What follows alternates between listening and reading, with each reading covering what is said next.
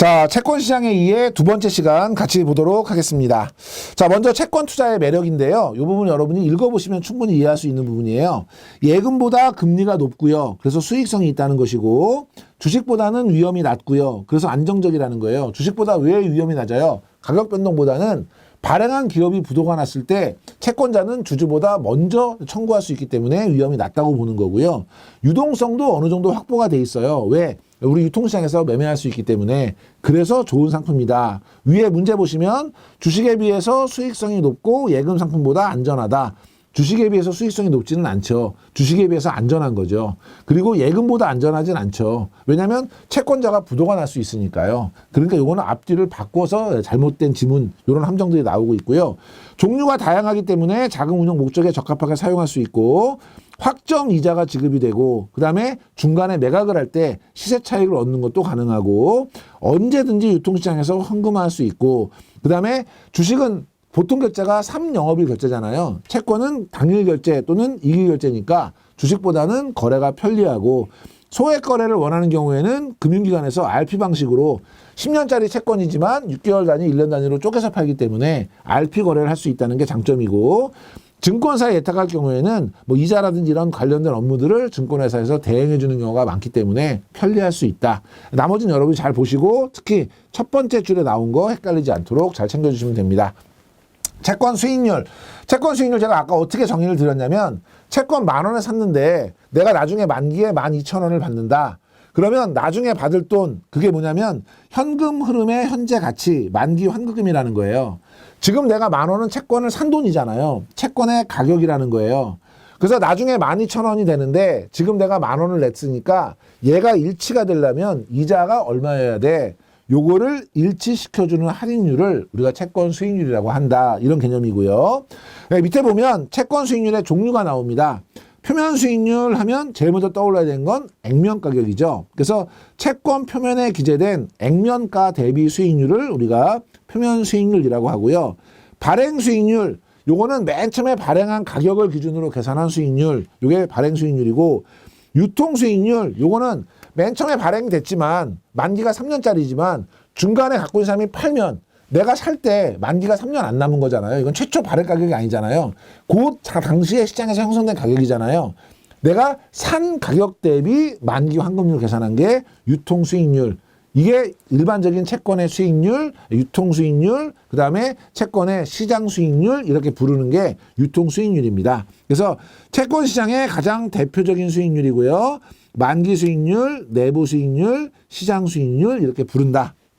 연평균 수익률은 채권 수익률이 만기에 받을 돈은 정해져 있으니까 내가 산 가격 대비 만기 금액의 수익률을 계산할 수 있는데 이게 딱 1년 단위로 나오는 게 아니잖아요. 제가 2년 6개월 남았어요. 그러면 이 수익률은 2년 6개월치 수익률이잖아요. 그런데 우리가 수익률을 비교하려면 제가 5% 수익이 나고 3% 수익이 나요. 그럼 5%짜리가 무조건 좋다고 생각하지만 5%짜리는 3년짜리고 3%짜리는 1년짜리면 3년짜리가 더 좋은 거잖아요. 그래서 객관적으로 비교해 주기 위해서 수익률은 연 단위로 표시합니다. 1년 단위로. 그걸 우리가 연평균 수익률. 그래서 1년 이상인 채권에 연으로 계산한 수익률을 연평균 수익률이라고 하고요. 실효 수익률. 이건 우리 실효이자, 우리 표면이자와 실효이자 계산할 때 똑같은 건데요. 실제 내 손에 쥐어지는 수익률이에요. 그러니까 실제로 실현된 이자가 있고요. 그 이자를 굴려서 재투자해서 얻은 재투자 수입이 있고요.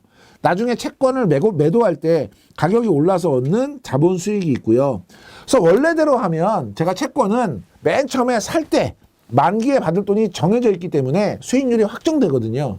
근데 실제로 계산하면 중간에 이자 나온 거 굴려서 얻는 이익도 있을 거고 나중에 이걸 내가 만기까지 안 가고 중간에 팠는데 비싸게 올랐을 때 팔면 시세 차익도 날 거고 그러면 실제로 내가 얻는 내가 손에 쥐는 건 이런 걸 다 합친 거죠. 그래서 이자 수입, 재투자 수입, 자본 수익 이런 것들을 합친 거를 실효 수익률이라고 한다.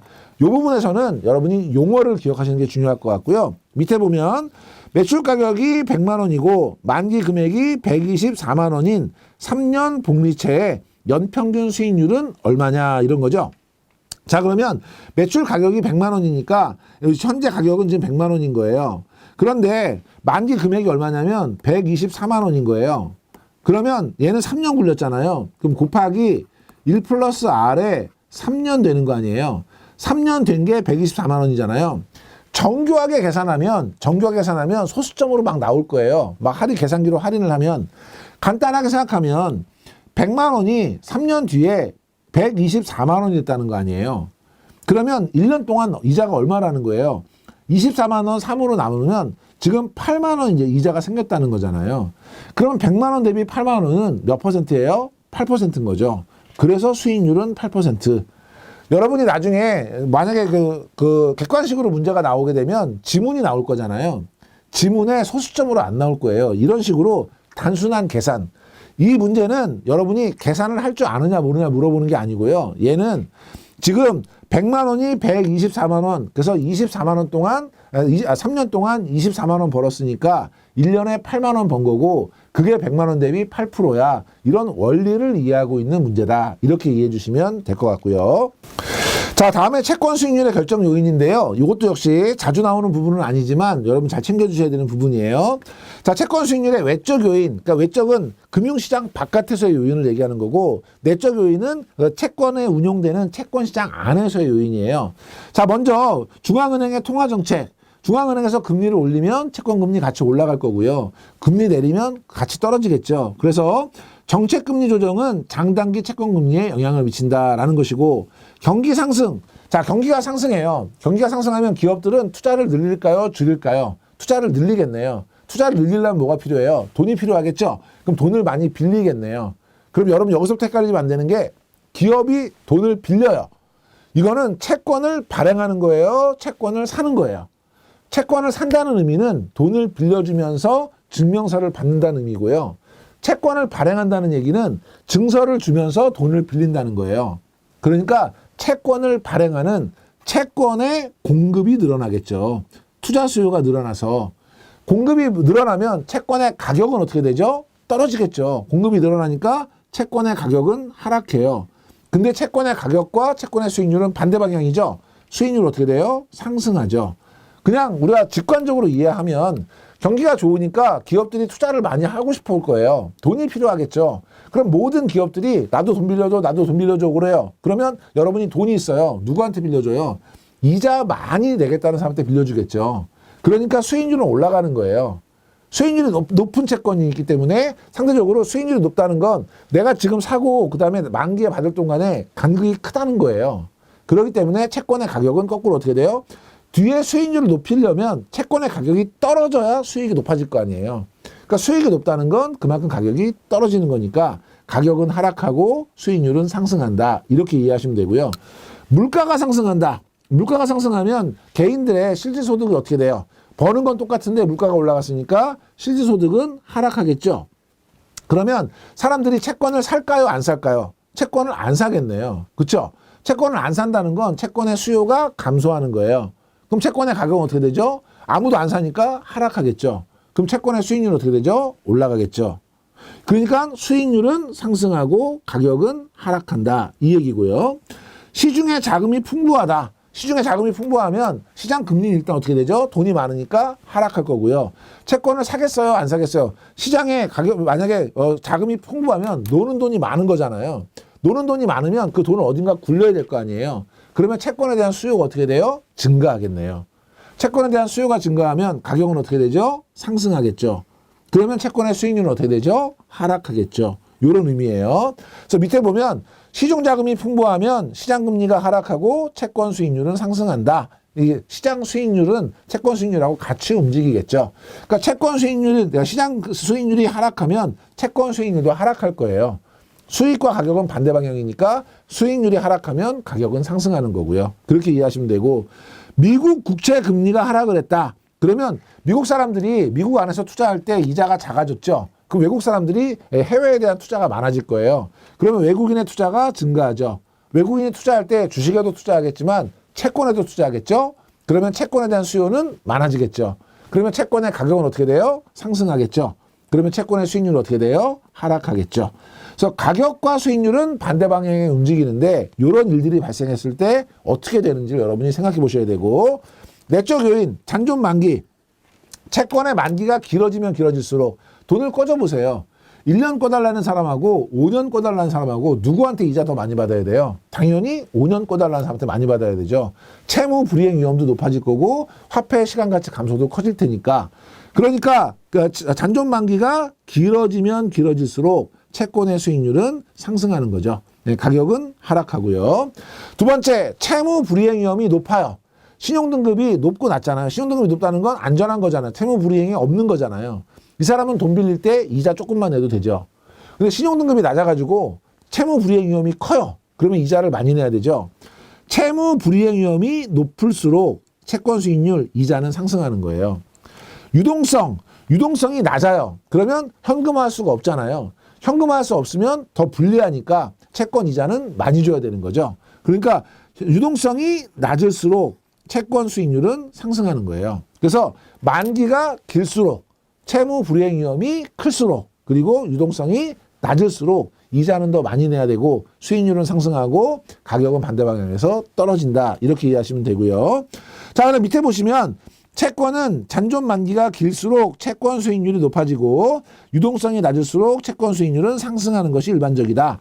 괄호넣기 문제로 나온 거예요. 그래서 1번 높아, 2번 낮아 이런 식으로 해서 문제가 나오기 때문에 요 기본적인 구조 기억하시고, 자, 밑에 보면 이자율 기간 구조라고 하는 게 나오는데요. 이거는 시험 문제 안 나오는 개념이라서 설명 안 해도 되지만 궁금하신 분이 있으니까, 얘는 뭐냐면 만기가 1년짜리, 2년짜리, 3년짜리, 4년짜리 채권이 있어요.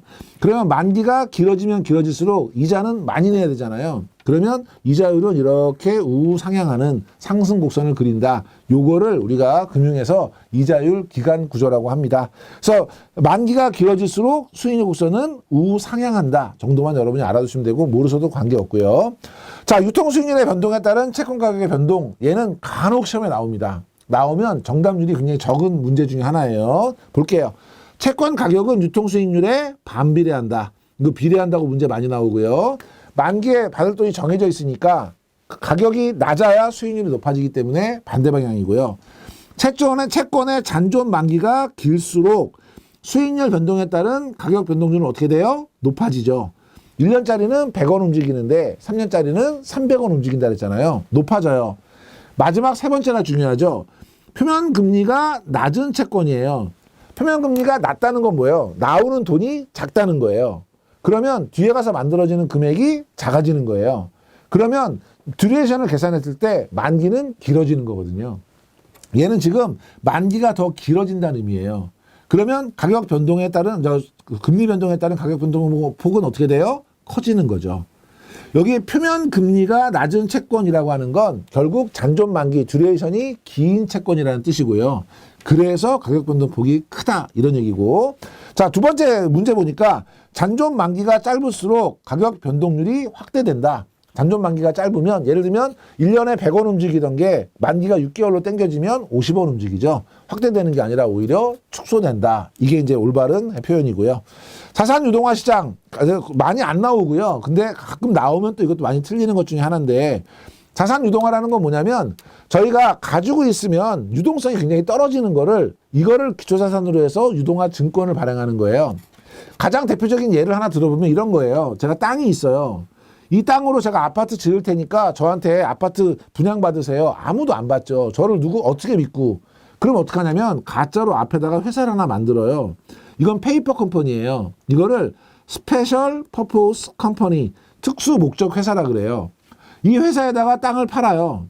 그리고 이 회사가 분양사업 한다 그러면 개인이 할 때보다는 일반인들이 봤을 때 신용도가 높아진 거죠. 그래도 못 믿어오니까 A은행이 대출해 드릴게요. 은행 하나 끼고요. B건설사가 만약에 예를 들면 삼성건설이 아파트 지을게요. 그래서 건설사가 하나 붙어요. 그리고 광고 어떻게 하냐면 무슨 동 삼성레미안 몇 차 꽉 광고하는 거예요. 실제 이 사업은 누가 하는 거냐면 뒤에 숨어있는 땅 주인이 하는 거예요. 그리고 그 앞에 얼굴마담은 보이지도 않는 특수목적회사, 광고할 때 삼성 레미안 지하철 5분 막 해놓고 맨 끝에 깨같이 막 써있잖아요. 그 중에 하나거든요. 얘는 누군지도 몰라요. 사람들은 어디에 현혹되는 거냐면 이 건설회사만 보고 이걸 삼성이 한다고 생각하는 거죠. 사람들이 돈 쫙 내죠. 그러면 이 돈으로 땅값 주고요. 그 다음에 아파트 지어서 원래 이 사람들한테 팔 거보다 더 지은 것만큼 수익을 내는, 이게 일반 부동산을 이용한 유동화예요. 자산 유동화. 땅이라고 하는 유동성이 떨어지는 거를 이런 식으로 만들어서 유동화하는 게 자산 유동화인데, 이 뒤에 있는 땅을 여러분이 땅이라고 생각하지 말고 굉장히 유동성이 떨어지는 금융자산이라고 생각하시면 돼요. 가장 대표적인 게 우리 부동산 담보대출, 우리 주택담보대출 있죠. 일반인들이 주택담보대출 막 20년짜리, 30년짜리 하잖아요. 그럼 은행이 대출해주고 나서 20년 동안 대출 상환할까요? 아니거든요. 그거 어떻게 하냐면 주택담보대출은 일반인들이 갖고 있는 대출 중에 가장 안전한 대출이에요.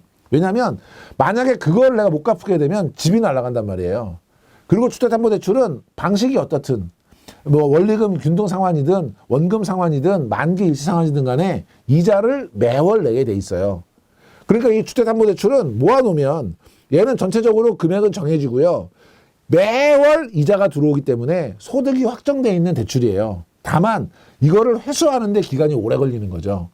그럼 어떻게 하냐면 우리가 은행 금리하고요, 이 대출 금리 사이쯤 어디에서 요만큼 금리를 줄 테니까 고객님 이거 저희한테 가입하세요 라고 하는 증권을 만드는 거예요. 이걸 어떻게 하냐면 이 담보대출 자체를 아까 말씀드렸던 스페셜 퍼포스라고 하는 페이퍼 컴퍼니 하나, 자산 유동화 회사 하나 만들어가지고 거기다가 팔아요.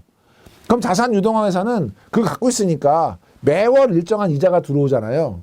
고객들한테 이 이자를 기반으로 해서 저희가 은행 금리와 이 이자 사이에 얼마쯤 이자를 드릴 테니까 저희한테 투자하세요 하고 자산 유동화 증권을 발행하는 거예요. 그러면 고객들 입장에서는 대출 금리와 은행 금리 사이에 높은 금리 얻을 수 있으니까 다 사는 거거든요. 그러면 요 기본 구조를 이해하고 위에 있는 거는 주택담보대출이 될 수도 있고 자동차 할부가 될 수도 있고 카드 대출이 될 수도 있고 다양한 유동성이 떨어지는 그런 이제 금융자산이라고 여러분 상상하시고 볼게요.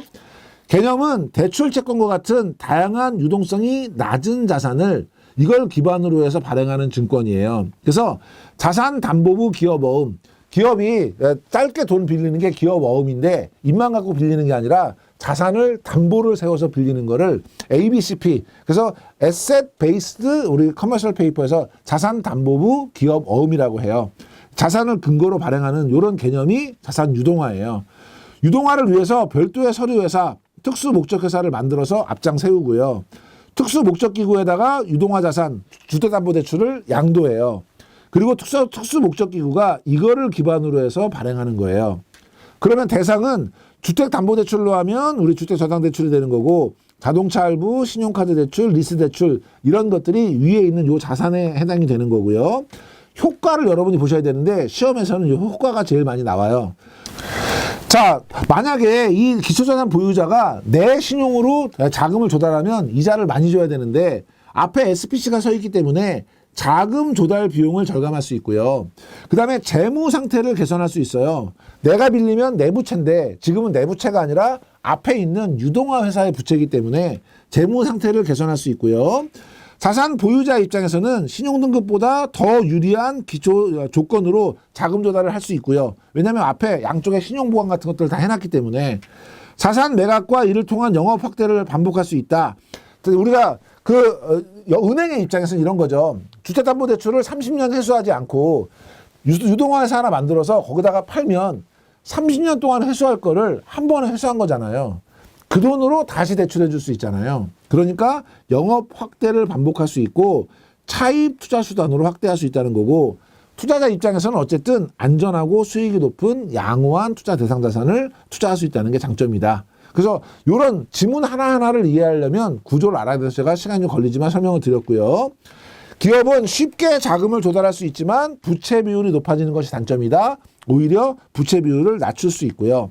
자산 유동화 증권에 대한 투자는 상대적으로 안정성이 떨어진다. 안정성이 높아지는 게 장점이죠. 그래서 자산 유동화 증권은 자주 나오진 않지만 나오면 어려운 거기 때문에 여러분이 비중은 높게 가져가지 않더라도 꼼꼼하게 정리해 보시기 바랍니다. 이번 시간은 이렇게 정리하도록 하겠습니다. 강의 들으시느라고 수고 많이 하셨습니다.